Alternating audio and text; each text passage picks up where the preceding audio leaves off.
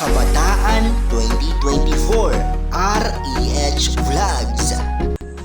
Yan ang mga kabataan, mga masisipag mag-aral. Taga saan ka, Toy? Pransya rin. Si Wangki pala itong isa. Anak ni sino anak aman yan? Nagsisikap na makatapos. Ma-exam na sila eh.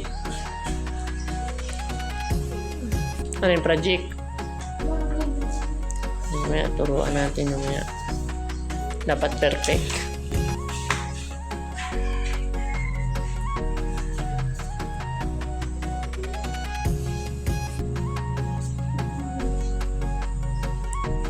Matapos na yung taon siguro, kaya maraming project sila. Sipag sila eh. Di ba, ngayon, malapit na. 16 nga ba? 16. 2 o'clock. Medyo mainit pa.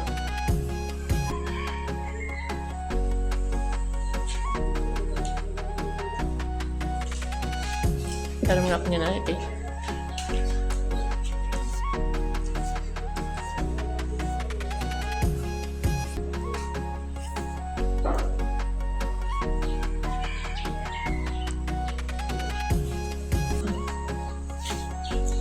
Ano dyan ang sasagutan nyo?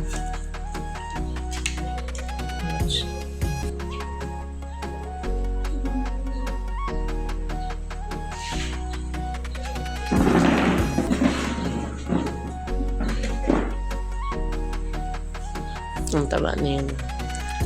Pransya, Proko, no? Yan? Proko.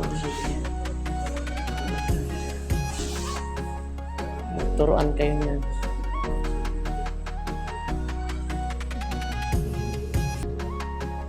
Dati ba, nakaranas ka niya noon? Ang ganyan, nakaranas ka? Hindi.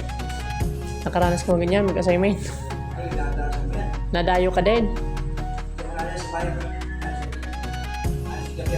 Iba kasi noon at ngayon. Iba noon. Ngayon.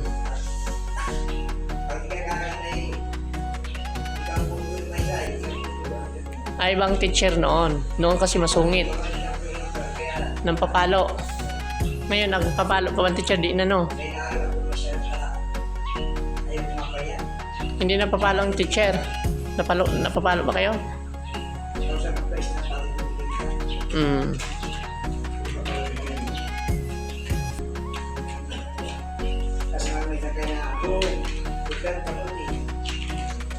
Ano sabi?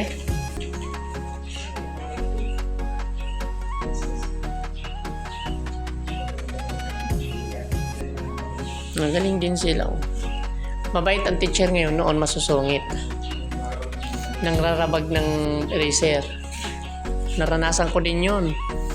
Nang ano sa pispis. Nasusingit. Pag walang assignment tayo, ngayon hindi na eh. Mabait na ngayon mga teacher. Takot may batas na kasi ngayon. Walang batas. Ngayon, mabilis pag ikaw ay namrapado, kaso. Huwag lang magkorupyahan. Ito, 3. Pare-pares ito sagot.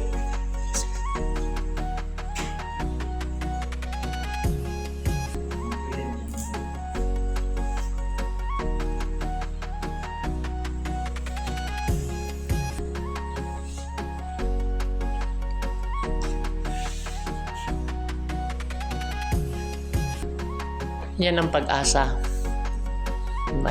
Bayan. Pero naranasan mo na nakunit tayo ng teacher. Naranasan mo na. Yung anong naranasan mo sa teacher nung nag-aral ka? Ay, nag-aral pa ipapatindigin ka yan.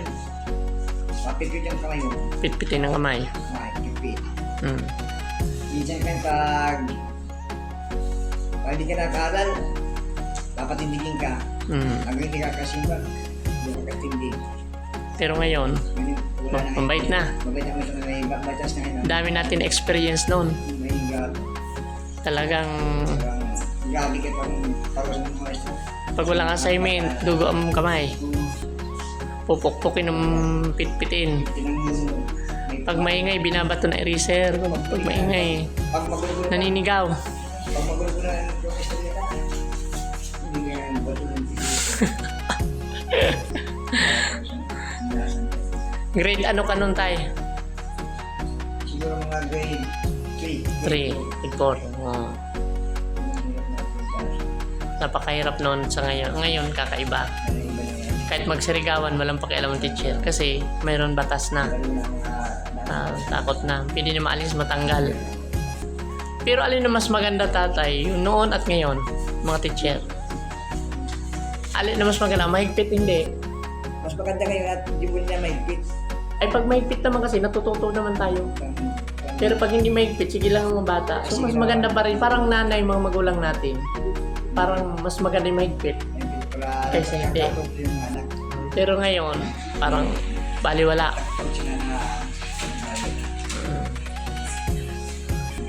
Kaya ito. Maayos sa mga buhay nila.